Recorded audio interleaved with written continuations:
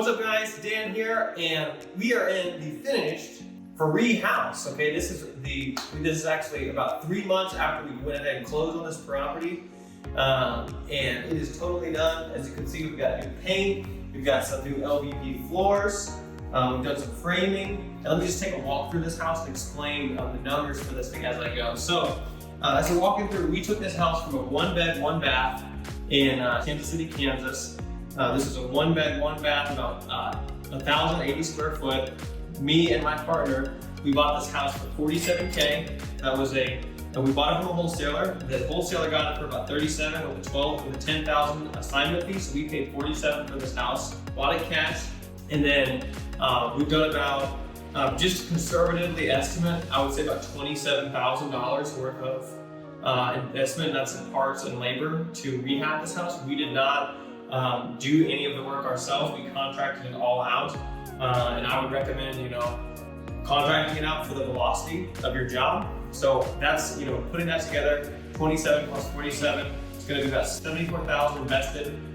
We actually, got this house appraised as it sits right now. This is the value that the bank will lend on to refinance this house. Our target was 120 to 130K appraisal. It appraised for 128,000.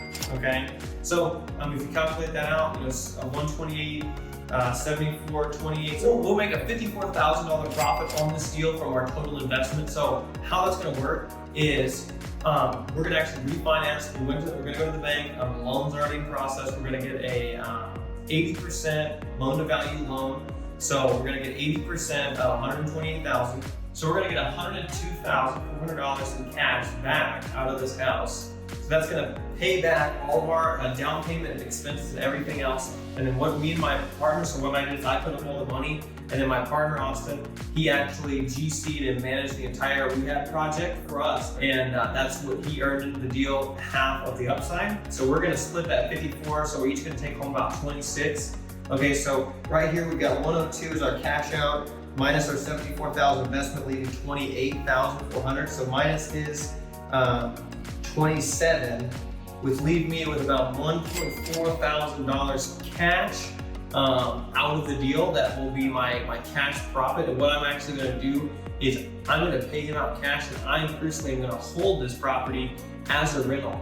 And the reason we did that is because you actually, our goal is to buy and hold the properties that we're flipping, doing the BRRRR strategy, because we're trying to acquire rental units. I've already gotten this rented. There's going to be a tenant moving in a couple days. So 128, I actually got this rented out for $1,250. So it's right there at that 1% rule. And this property, after about 10% maintenance and 6% of the rents for vacancy, at a 20% a 20-year AM loan and a 5.5% interest rate right now, and May 24th of 2022 is going to leave me about $200 a month in cash flow after all expenses, mortgage, PITI, everything is paid off.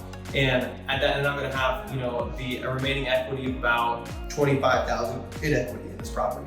So let's take a walk around. So we've got this room here. This is a living room. So this room right here, this was all opened up. There wasn't like anything, there weren't any walls here, right? This was all open. And we actually went in and walled this off. So we made this whole triangle angled wall here was made so we can make a walk and actually convert this into a legal bedroom. So we went ahead and added this doorway. We added this closet. So you need a closet and a doorway and a form of egress, another form of egress, like a window, an openable window, in order for it to be a legal bedroom. And so that actually helped add value and also add to the rental value of the property, as a 3-bed is much more desirable than a 1-bed. So going out here, we painted this nice blue and white scheme with the LVP. One thing we're doing is, this is a second rehab project that we've done. And one thing you want to do is you start to do more, is you want to start standardizing all of your finishes. And so every property looks the same. So that way it just takes the complexity out of the deal, so you can quickly move from one deal to the other. You know exactly what you're going to buy. Your costs are very calculated, and you can just go.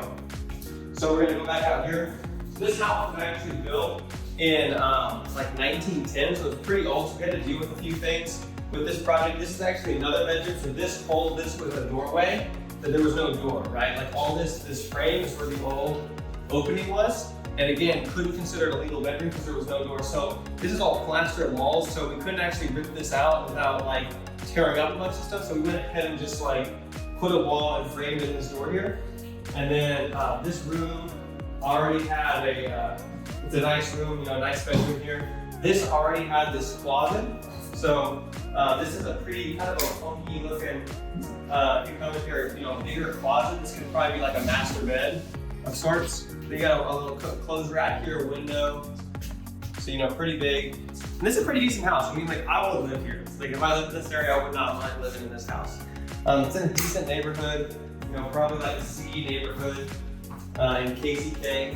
This is the kitchen. We just put in these appliances. One strategy here, guys. So we put in this gas stove. We're gonna put that on the wall. Yes, we put this new countertop. We got new cabinets. And then we actually, these are the old cabinets, but what we did is we actually just put new fixtures on them. We'll fix that. I think it's just stuck with, they just painted over it. I don't think the paint, we just had to pull it off, so no big deal.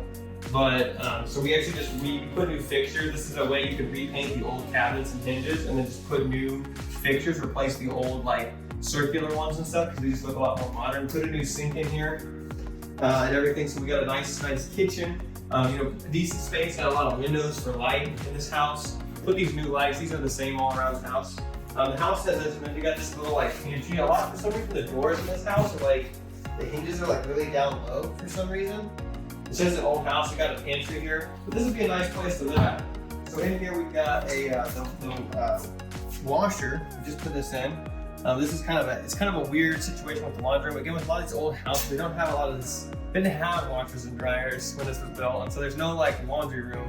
All right, so in here we'll go to the bathroom. We actually redid this bathroom. I think you can check the video that I did that walking through this house when we got it.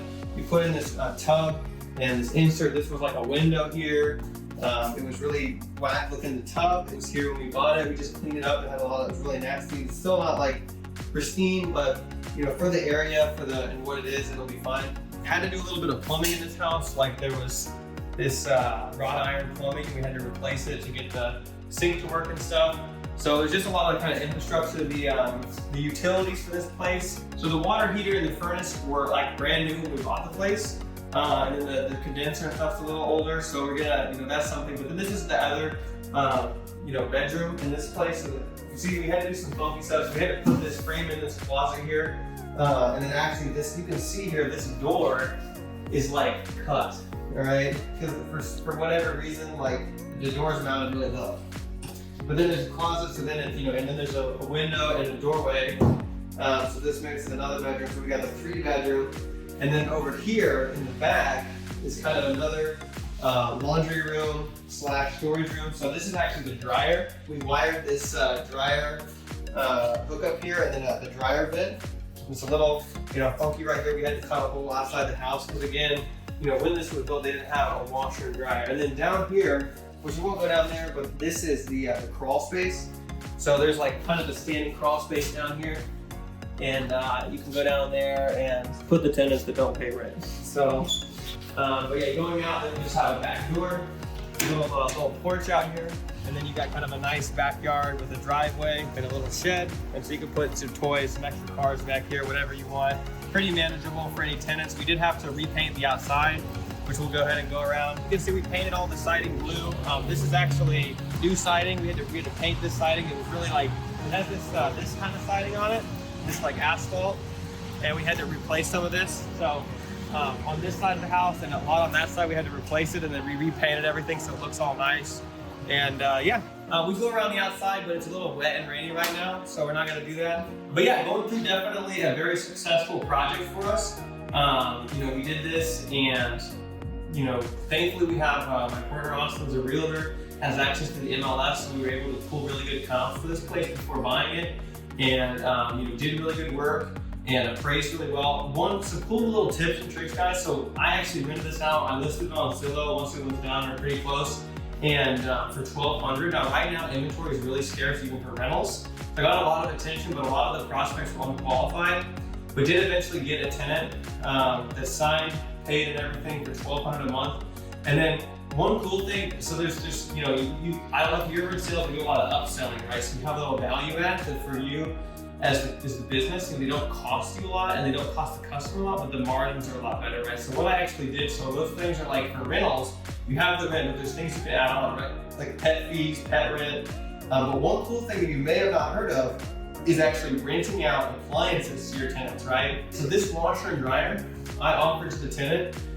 These actually cost me, I bought them used for $80 for the whole set. And then I went and offered the tenant, hey, I'll rent you a washer and dryer set for $50 a month.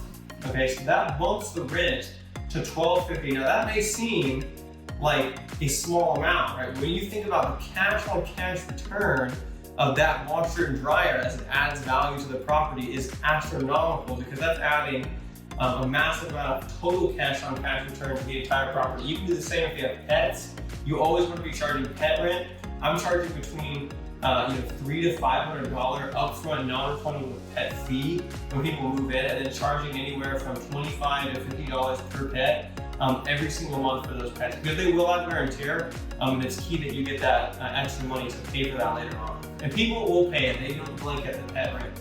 Because everywhere charges pet fees and then everywhere charges pet rents. Just make sure to screen your tenants properly, get good tenants, make sure they have jobs, make sure they have good credit, make sure they're people that you want to work with and that are going to be stable and pay their rent every month. But yeah, so this is our property. This is rehab number 2 and my 9th rental door. And I think it's going to be a good rental for me. So if you have any questions, go ahead and drop them in the comments below. Like this content if you liked it, and we'll see you guys in the next chapter.